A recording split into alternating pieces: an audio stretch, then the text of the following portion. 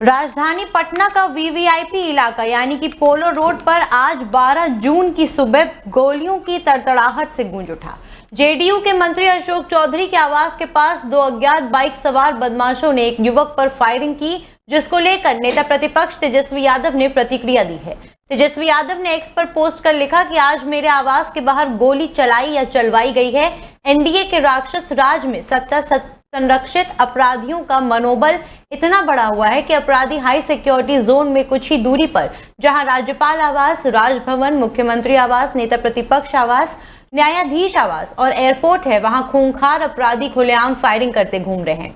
खबरदार कोई ऐसे जंगल राज कहेगा तो। वैसे भी कल प्रधानमंत्री बिहार आ रहे हैं, इसलिए मोदी मीडिया को सकारात्मक छवि बनाए रखनी है।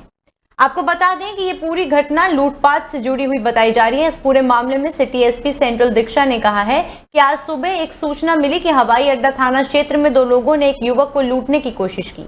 बदमाशों के पास पिस्टल थी जिससे गोली चली है, लेकिन कोई हताहत नहीं हुआ। सभी कैमरों को खंगाला जा रहा है, नाकाबंदी भी की जा रही है। डॉग स्क्वाड और एफएसएल की टीम को भी बुला लिया गया है। आगे की कार्यवाही जारी है। आज दिनांक 19 जुलाई को समय करीब प्रातः 8:30 बजे के आसपास हवाई अड्डा थाना अंतर्गत एक सूचना प्राप्त हुई कि पोलो रोड पे एक फायरिंग की घटना प्रतिवेदित हुई है। सूचना का सत्यापन एवं आवश्यक कार्रवाई करने हेतु हवाई अड्डा थाना त्वरित घटनास्थल पर पहुंची, जहां पर पता चला कि एक राहुल नामक व्यक्ति पे दो व्यक्तियों द्वारा जो कि बाइक सवार थे उन पर गोली चलाने की कोशिश की गई। घटनास्थल से खोखा को बरामद किया गया है। एफएसएल टीम एवं डॉग स्क्वाड को घटनास्थल पर बुलाया गया है। जिनके द्वारा गोली चलाई गई है उनके विरुद्ध लगातार छापामारी की जा रही है। नेता प्रतिपक्ष का आवास एक पोलो रोड है। पोलो रोड में आज गोलियां चली है। बिहार में कानून का राज दम तोड़ चुका है। नीतीश कुमार अचेत हैं, मानसिक रूप से अस्वस्थ हैं, उनकी स्मरण शक्ति छीन सी गई है।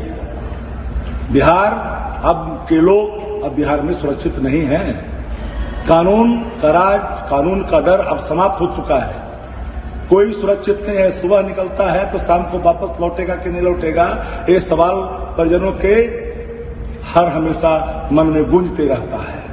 अब बताइए कि नेता प्रतिपक्ष की काफिला में कभी गाड़ियां घुस जाती है, कभी उनके आवास के इर्द गिर्द फायरिंग होता है। आखिर हो क्या रहा है? सरकार इस तरह से अपने आप को सरेंडर कैसे कर दिया है अपराधियों के सामने? सारे गुंडा और मवालियों को संरक्षण देने के लिए क्या सरकार संकल्पित हो गई है? कोई भय नाम का चीज नहीं रह गया। पटना राजधानी में कितने आईपीएसओ का ट्रांसफर हुआ, कितने एसपी का ट्रांसफर हुआ? प्रयागराज की नैनी सेंट्रल जेल में बंद माफिया अतीक अहमद के बेटे अली अहमद की बैरक से नकदी बरामद होने के बाद जेल प्रशासन में हड़कंप मच गया।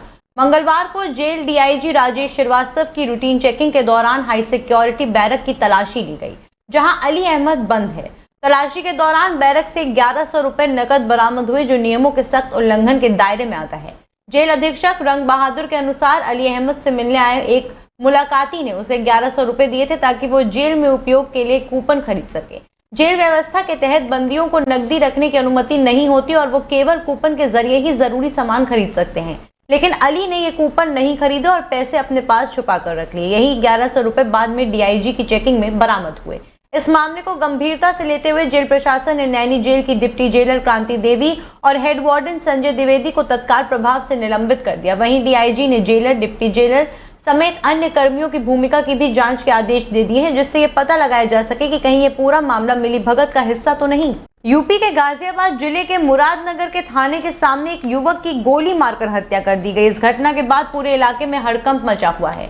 घटना की सूचना मिलते ही पुलिस की टीम मौके पर पहुंची और शव को पोस्टमार्टम के लिए भेज दिया। साथ ही इस घटना की जांच में जुट गई।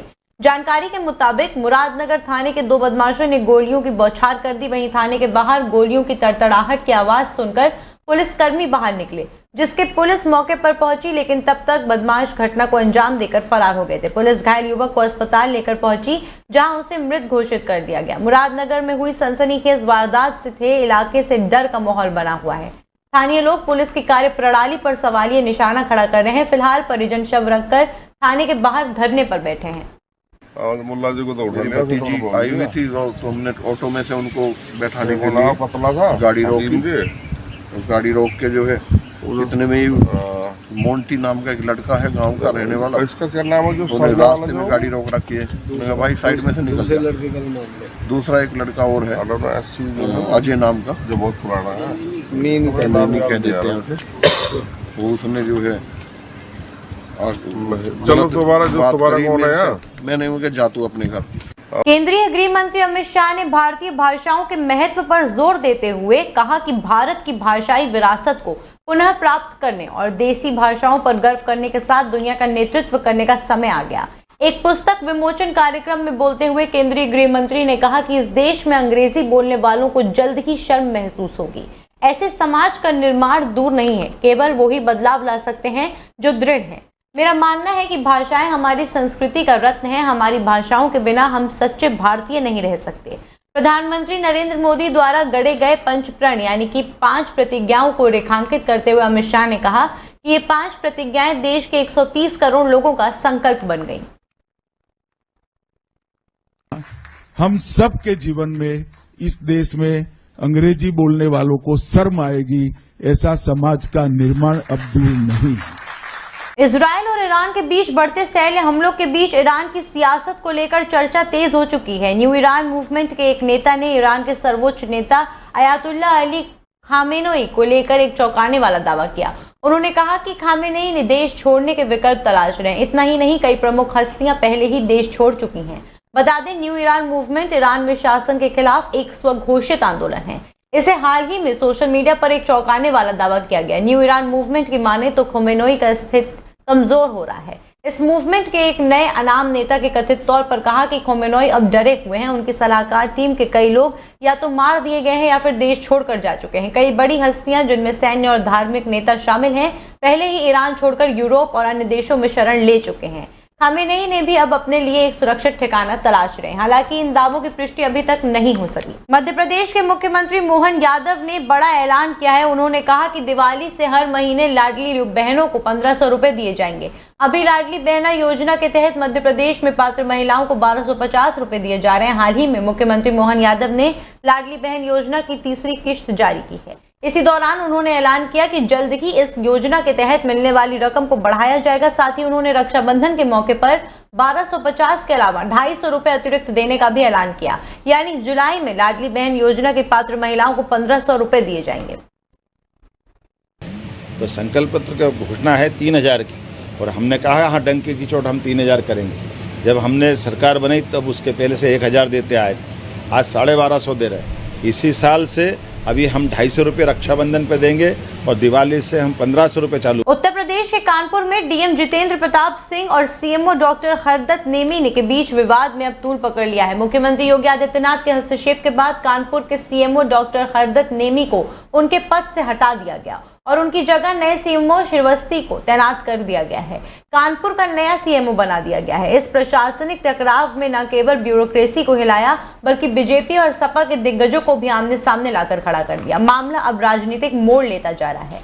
फरवरी 2025 में कानपुर में डीएम जितेंद्र प्रताप सिंह और सीएमओ डॉक्टर हरदत्त नेमी के बीच विवाद तब शुरू हुआ जब डीएम ने सीएमओ कार्यालय का अचानक दौरा किया और सीएमओ सहित कई अधिकारी बिना सूचना के गैर हाजिर मिले। इसके बाद डीएम ने सामुदायिक और प्राथमिक स्वास्थ्य केंद्रों का निरीक्षण किया, जहां दस्तावेजों में गड़बड़ी, चिकित्सा सेवाओं में खामियां और कर्मचारियों की लापरवाही उजागर हुई।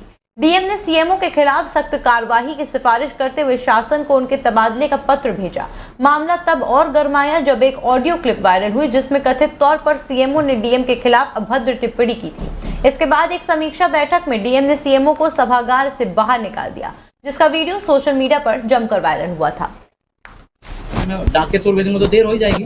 पर्सनली आदमी लेके जा रहा है, पर्सनली लेके आ रहा है तो उसमें काय की देरी है? तो ऐसा कुछ नहीं है। जो मेरे पे चार्जेस लगाए गए हैं और जो डॉक्टर्स वाली बात है कि 9 डॉक्टर्स की मैंने ट्रांसफर किया, आप समझ लीजिए। आरएन सिंह को हमने जेल भेजा, जेल से उसे पुलिस लाइन भेज दिया। जो डॉक्टर वहां से हटाया था उसको वहीं कर दिया। अब ये 9 बार कैसे हो गया, ये भी समझ से बाहर है। पर जो सुबोध कुमार यादव हैं, उनको केवल वहां से उठा के डीटीओ बना दिया और वो डीटीओ ही है। तो किसी का 9 बार नहीं हुआ है। एक डॉक्टर का एक जगह से वहां गया, उसके बाद छुट्टी। लेकिन जब वहां से वापसी हुआ है तो आरएन सिंह का केवल एक कैंसिल हुआ, एक बार गया, एक बार कैंसिल हुआ, एक बार यहाँ हो गया, बस।